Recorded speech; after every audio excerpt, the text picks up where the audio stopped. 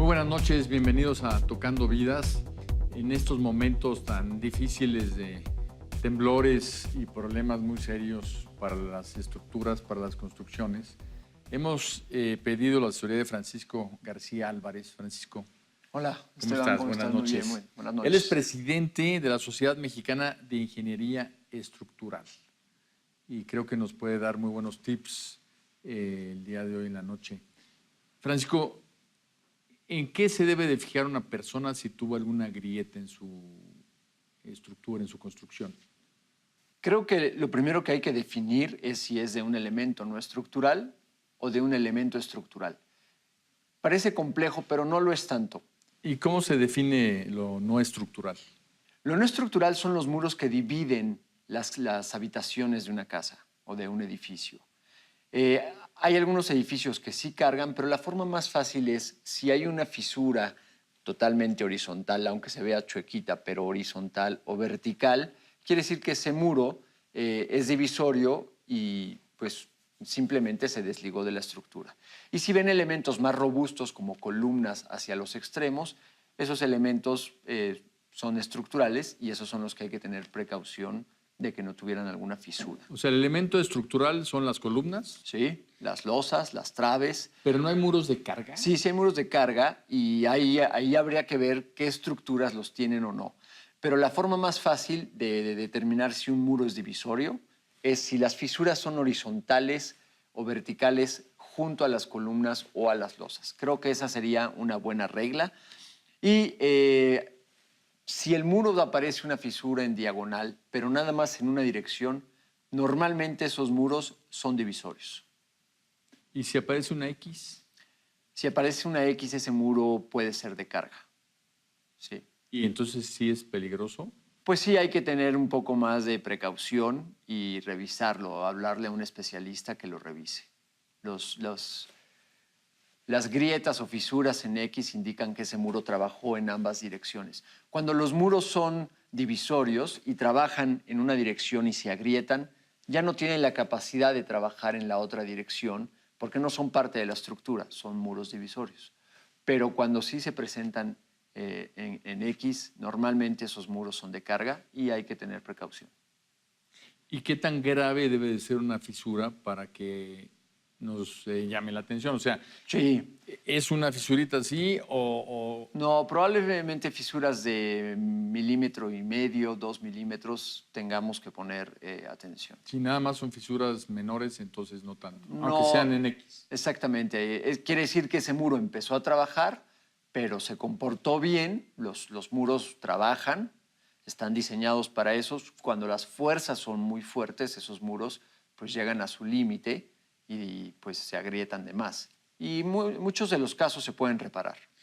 Ustedes están haciendo peritajes en la Ciudad de México. En esta primera etapa, la Sociedad Mexicana de Ingeniería Estructural se junto con el Colegio de Ingenieros Civiles de México, 550 personas más o menos, todos ingenieros, entre muchos años de experiencia, más de 20, y estudiantes de las facultades de ingeniería de la UNAM, del Politécnico, de la Universidad Autónoma Metropolitana, para salir a revisar la Ciudad de México, para peinarla. No solamente para un ejercicio social, de ayuda a la sociedad en sí y al gobierno, el Instituto Federal y el Instituto de Seguridad de las Construcciones, sino también como un ejercicio científico, porque nosotros tenemos que aprender de esto y para que nuestras estructuras en un futuro pues sean más seguras, ¿no? Todo es perfectible y creo que este es el caso, es un buen ejercicio para aprender. Una estructura que se construyó de acuerdo al reglamento posterior a 85. Sí. En un sismo como el del 19 de septiembre, de 7.1. Sí. ¿Debió de haberse comportado bien o el reglamento ya nos está quedando chico? No, debió haberse comportado bien y de hecho podríamos decir que en general así fue. Solamente conozco 3 casos que han sido muy sonados de estructuras que colapsaron, que fueron diseñadas después de 1985. Hay muchos daños en estructuras nuevas, pero también hay registros que en zonas del sur de la Ciudad de México donde no había evidencia de daños como los que tenemos ahora, las fuerzas, las aceleraciones han sido muy grandes. Nosotros los ingenieros usamos la ley de Newton, que dice que la fuerza es igual a la masa por la aceleración. Casi todo el mundo la vimos en secundaria o en prepa, exactamente. ¿no? Y entonces, para conocer la fuerza, necesitamos la masa, que es propia del edificio, las losas, las columnas, nosotros mismos, nuestras camas, los libreros, ¿no? Y la aceleración la da el suelo. Esa es la que no conocemos y suponemos. Y no había evidencia en el Valle de México de aceleraciones tan grandes como las que se presentaron ahora, irónicamente, el 19 de septiembre de este año de 2017. ¿Y esa aceleración varía, digamos, de una colonia a otra? Sí, varía de una colonia a otra y también varía en función de dónde fue el sismo. Este sismo fue muy peculiar. Se sabía que había una posibilidad de un sismo intraplaca, un sismo muy adentro de la costa. A nosotros los sismos que nos afectan son en la costa. Y este fue muy adentro. Y esos sismos intraplaca no había evidencia de que fueran tan grandes. 5.6, 5.5, 5.7, pero no 7.1. Un sismo de 7.1 grados a 100 kilómetros de la Ciudad de México, pues tenía un potencial grande y así lo demostró. Y volviendo al tema de los reglamentos, creo que las estructuras que se diseñaron después de 1985 se comportaron relativamente bien. Nosotros diseñamos las estructuras para que no se caigan. Ese es, a partir de 1985, ese reglamento, de hecho ese reglamento sale en el 86, pero a partir de ese evento cambia la filosofía. Y la idea es que no se caigan. Se pueden tener mucho daño no estructural, puede haber daño estructural, pero siempre tenemos que evitar que se caigan. Y así fue, creo que así fue, excepto esos 3 casos muy particulares que habría que definir. Porque a mí me ha dicho gente un poco alarmada, ¿no?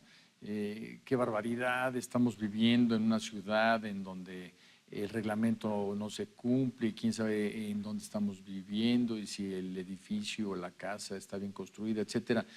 Mi respuesta es muy similar a la tuya. Oye, perdóname, pero para la fuerza de ese temblor, la ciudad se comportó como una ciudad bien construida. Yo no quisiera ver ese temblor en Manhattan. ¿No? Ahí se cae todo Manhattan. Sí, sí. ¿No? Entonces, ahora, ¿habrá que volver a cambiar el reglamento después de esta experiencia? ¿O más bien lo que se cayó era antes de 85 y lo que fue después de 85 fue evidentemente una mala construcción? Bueno, esto es muy importante, esta pregunta es muy importante. Y evidentemente va a causar polémica en los meses próximos. Ya existe una propuesta de modificar los reglamentos, porque los reglamentos tienen que ir evolucionando según va evolucionando el conocimiento. Y en 30 años el conocimiento ha evolucionado y sabemos más y tenemos mejores herramientas, las computadoras son más poderosas, podemos hacer análisis más sofisticados, tenemos más registros de estaciones acelerográficas. Una estación acelerográfica no es más que un aparato que puede medir las aceleraciones. En el 85 solamente había 3. Ahora en la Ciudad de México ya hay una red acelerográfica, entonces ya tenemos muchísima más información. Y entonces los reglamentos tienen que evolucionar según va evolucionando el conocimiento. Y el reglamento nuevo estaba listo, ya estaba listo. Estaba ¿Propuesto por salir. por quién? Por el Instituto de Ingeniería, por la Universidad Autónoma Metropolitana, por un comité asesor del Gobierno del Distrito Federal en Seguridad Estructural. Son la gente que sabe de estructuras, que sabe de sismos, geofísicos, geólogos. ¿Y este reglamento nuevo, Sí. si pasase como lo están proponiendo, es suficiente o después del temblor todavía lo van a revisar? Yo creo que estos comités van a evaluar algunas cosas de ese reglamento en función de los contenidos. Porque una cosa es la estructura y los muros y otra cosa es lo que tienes adentro. Y ha habido videos, porque ahora hay acceso a muchas cámaras de seguridad, ha habido videos donde se ven los contenidos, los libreros, los cajones, los archiveros, saliendo. los cajones volando. Y entonces esa es una respuesta que hay que controlar de las estructuras. Y se puede controlar, hay forma de controlarlas. Ya hay tecnología, por ejemplo, la Torre Mayor tiene amortiguadores, ¿no? Y digamos, obviamente no creo que tengas la respuesta, pero con un nuevo reglamento, ¿qué tanto más se encarece la construcción?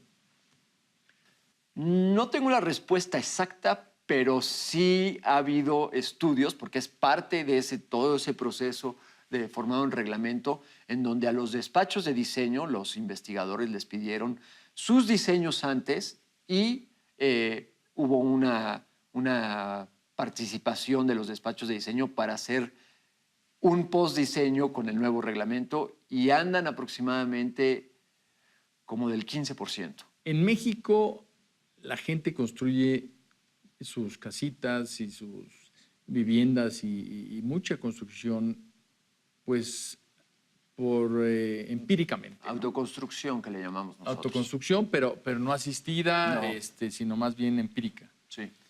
El otro día estaba viendo cifras de que el 75% de toda la vivienda en México se ha construido así. Sí. ¿Qué se recomienda para eso?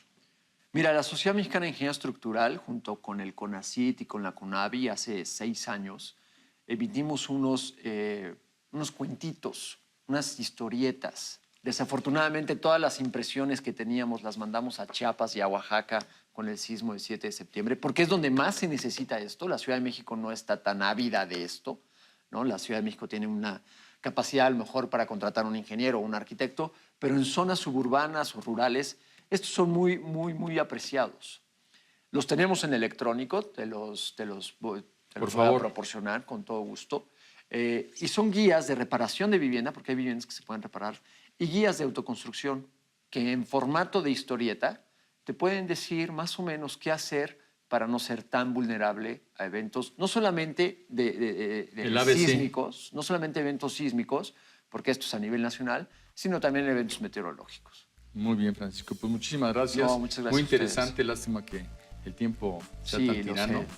pero pues a seguirle dando Claro y que sí. esperemos tenerte pronto de nuevo aquí en este programa. Cuando lo desees, yo con todo gusto vengo a platicar con ustedes. Y gracias a todos ustedes. Espero que hayan aprendido algo útil hoy en la noche.